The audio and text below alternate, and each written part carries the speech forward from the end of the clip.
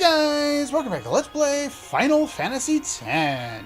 Last time, we took on two more of the Dark Aeons in battles that were more difficult than they could have been if I had already maxed out the sphere grid, but I figured I'd show a little bit of challenge, even though the challenge is kind of negated by Autolife, or, well, Autolife and Auto Phoenix, which really kind of limit the ability of pretty much any boss who only single targets away from being able to really do a whole lot to you in terms of making the game challenging. And the only reason I'm talking about this right now is so that you could kind of listen to the remix of the song in the background. Anyway, this time we're going to take on Dark Shiva. Now there's a unique aspect to this fight here. And that is, if you go all the way around here and defeat Dark Shiva, the Guado will send the same monsters after you they did last time we were here. The same weak enemies over and over and over again, and you have to actually run all the way out and then run all the way back in order to enter the temple, which is what we'll be doing once things all go like that. Before we go and do that, let's just take a look at our accuracy stat. 62, 75, 57. That's going to be nowhere near enough. Fool! You come back to Makalania Temple a traitor! Traitor! Find your salvation on the far plane! Nah. Well, we better listen to Dark Shiva. She's probably going to kick our ass. Well, the thing is because her accuracy is so low, we're never going to hit her. And so attacking her is a bad idea. So pretty much the only way to deal with her effectively is hit her as much as possible, as fast as possible, with as few turns as possible, so that she doesn't raise her overdrive up.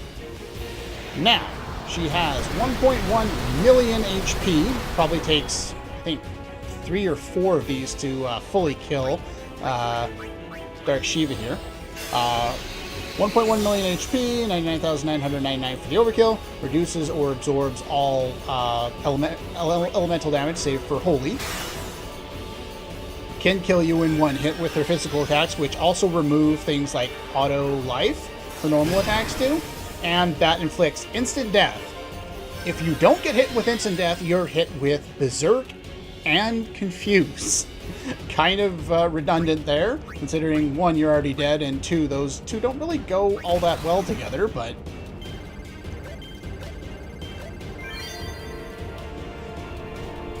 Alright, anything else? Again, as with all the other Dark Aeons, all of her attacks are non-elemental. Nothing is ice elemental, so you won't be able to cheese your way through the fight.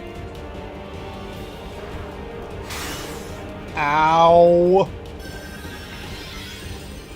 You're gonna get a turn in. I'm gonna guard. Heavenly Strike. Not Waka. Thank you. I just want Waka to be able to go more times faster here. Attack reels!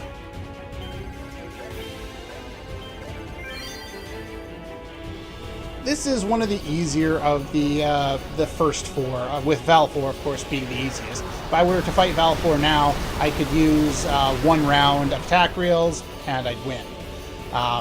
Unfortunately, the strategy for someone who has such a high luck stat, like Shiva, between luck and evasion, her stats are so high, you just can't hit her until you get at least over 100, and we're not going to be there for quite some time, so not going to worry about that. Okay, yeah, so they're sending the guys out. Oh, I gotta run away. I'm just gonna cut this and we'll meet you back there in a moment.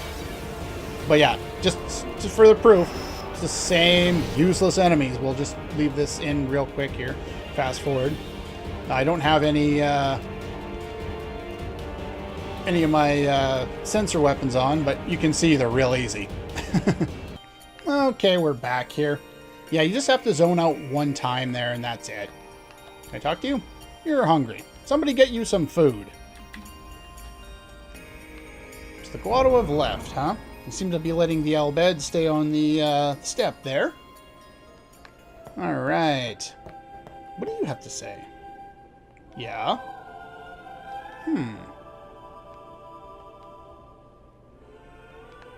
Why not?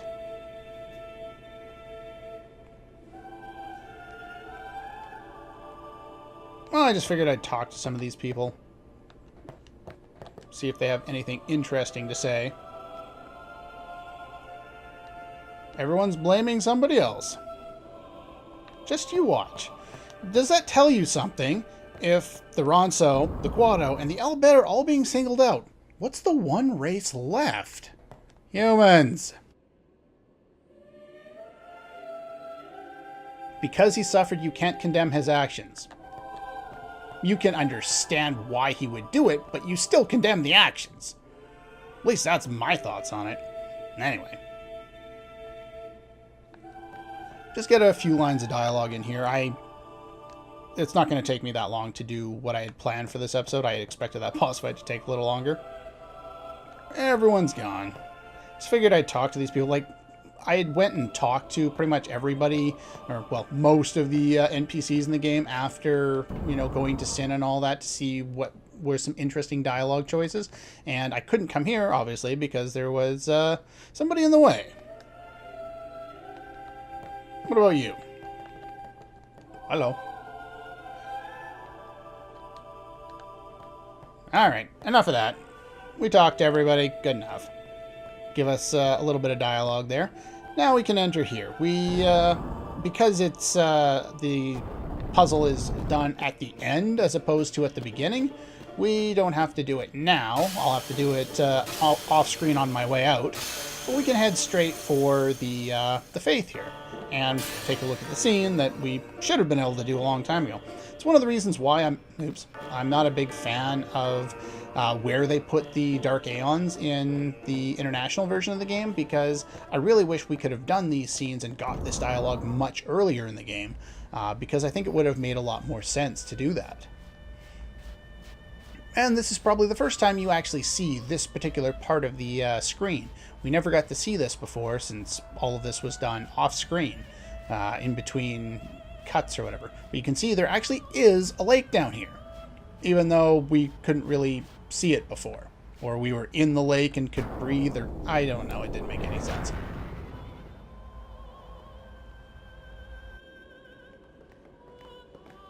Take that off now. What does the Shiva Aeon have to say? Or I guess the Faith responsible for the Shiva Aeon. You had long hair.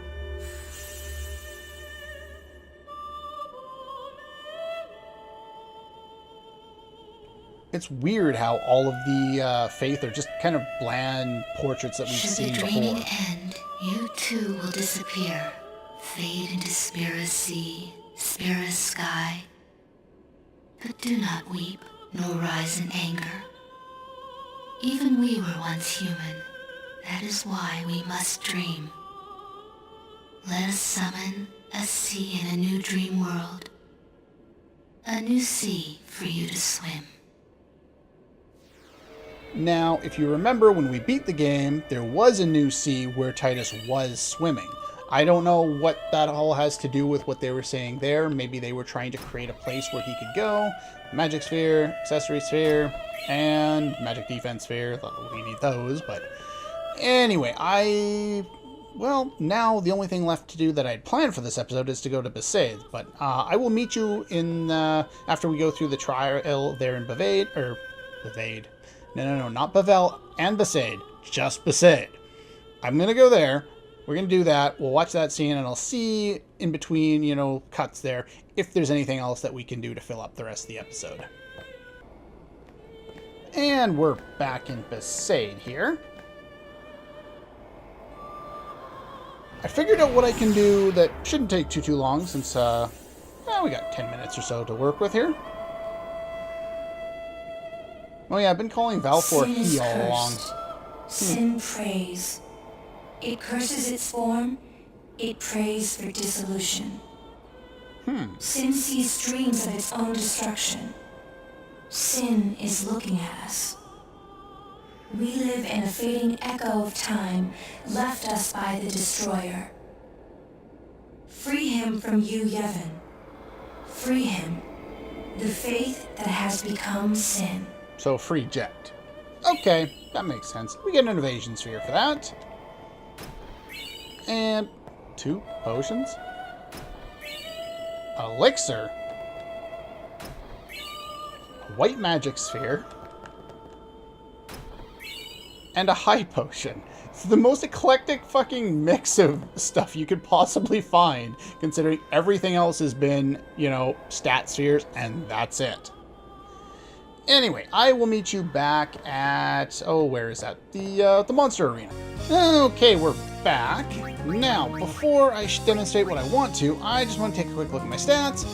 Before taking on any of the original creations, I would highly recommend you max out the remainder of your stats, or at least get a lot higher than I am. 100 defense and, you know, 150 agility, not really enough, especially when it comes to accuracy. Only 60, definitely not enough to try and take on the remaining, or even just to farm evasion or agility spheres. So we'll want to take out some, you know, use our agility or our accuracy spheres so that we can get high enough, you know, accuracy so we can hit some of these guys, farm the remaining spheres. I'll be doing that off screen, but for now, I just want to kind of demonstrate how I've been doing all of the sphere gridding now that we've got the clear spheres.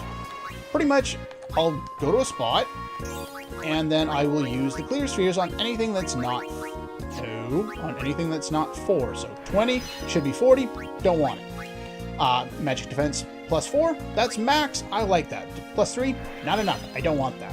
So then what we're going to do is we're just going to fill it with nodes. In my case, I'm going to do strength, because in order to demonstrate what I want to coming up here, I want to max out my strength. So what I'm going to do is I'll just follow along with everyone else, keep that node there. You can't use a clear sphere on an ability sphere, so don't worry about that. I'm not going to head down there and try and get any of this that contains Nab Gill. If you want, you could head down and try and get it, but I don't care to do that. That doesn't really help me.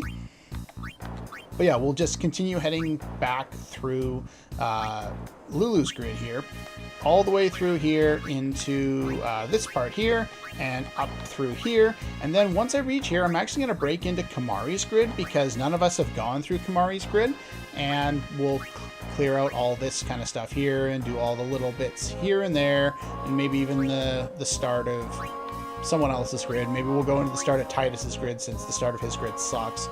Or we'll head over into the start of Waka's grid, because the first little bit of his grid sucks too. So, but anyway, that's where I'm going to go. That way I'm not undoing stats that everyone else has gained. I will be losing stats for characters I'm not using, Lulu, Kamari, maybe even Orin. But for the most part, everyone else will remain relatively high. So I will max out my strength stat, and then I will see you in a moment. Okay, we're back, so we can show it off here. 255 strength, 255, 255. You really only need it for Titus and Waka, but I figure I might as well finish it all up for you as well. Put everyone on the Victor Overdrive mode, though you could do the other one as well. And we're going to take on the first 2 of these guys, starting with the Earth Eater. Earth Eater has 1.3 million HP, 99,999 for the overkill. Comes with auto reflect and an instant death counter attack. It's also pretty much his only attack. It's called Megaton Punch. And he's immune to breaks. Now, you need to deal 100,000 damage to him to knock him on his back, just like the Chocobo Eater earlier in the game. You deal enough damage, he lands on his back. For some reason, attack reels doesn't work in this, so it's better off to use something like Slice and Dice. And if you max out your strength set, it should deal enough to deal max damage. And it knocks him on his back. Normally, he'll counter with Megaton Punch every time you hit him. But if you do it this way, then you shouldn't have any problem. Now we want to use attack reels. And if successful, I think it only takes 2 attack reels to finish this guy off.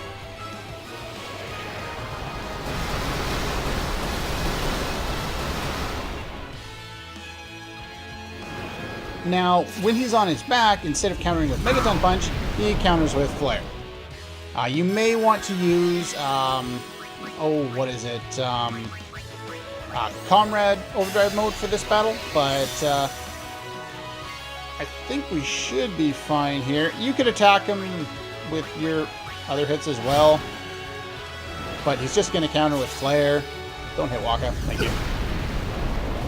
And even with 160 or so to my magic defense, it's still not enough. So, yeah, we're just going to guard with you a couple of times, and should be enough to finish him off.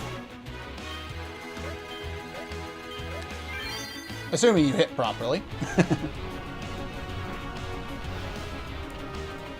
Now, the reason why I'm going over a couple of these guys now is because it's all part and parcel when it comes to stat maxing. Because when you defeat this guy, assuming he doesn't give me Dark Matters, normally I like to see Dark Matters drop because it means I'm closer to a second person with ribbon, but this guy takes forever to kill and drops Fortune Spheres. Fortune Spheres are the ones you're going to need the most of. They unlock luck nodes on the grid. And as soon as you're done with that fight, go fight a dingo. Get ambushed by a frickin' dingo. Kill the dingo. And in this case, we are going to want to heal up before we move forward here. Because I do want to take a look at the other guy here. And that would be the Greater Sphere. Now, when I was looking at the wiki, which actually provides some pretty decent strategy for some of these guys, they said that you can, if you successfully do slice and dice and attack reels, you'll kill this guy. I don't remember that being the case, though. So we're going to try it. We'll see if it works.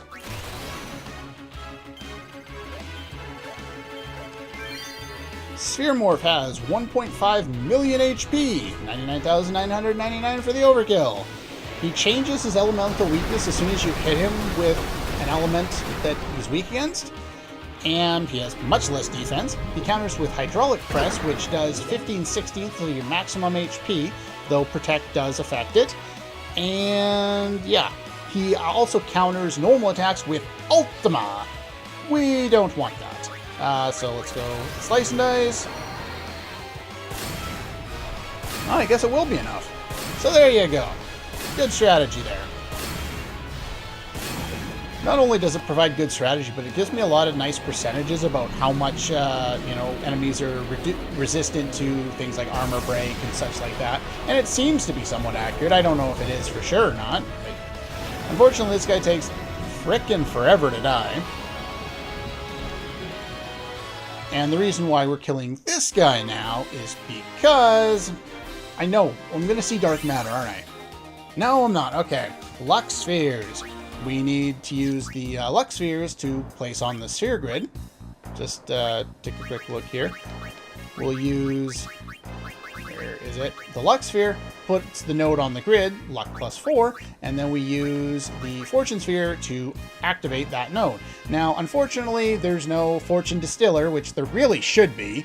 So we have to farm them 2 at a time, and it takes forever. This is one of the most time-consuming parts about the game. It takes almost as long to farm luck and fortune spheres as it does to farm almost all the rest of the spheres.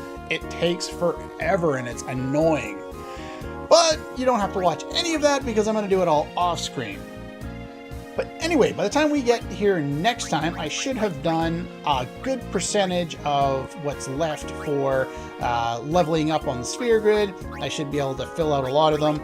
I should be able to max out my stats, get all the evasion up there, accuracy up there. I may not have all the luck up there by the time we show up next time because I'll probably get tired of it. Magic defense, magic. I did farm a few of these already. Just to show potentially another strategy for fighting the Jumbo Flan there, if you're interested in there.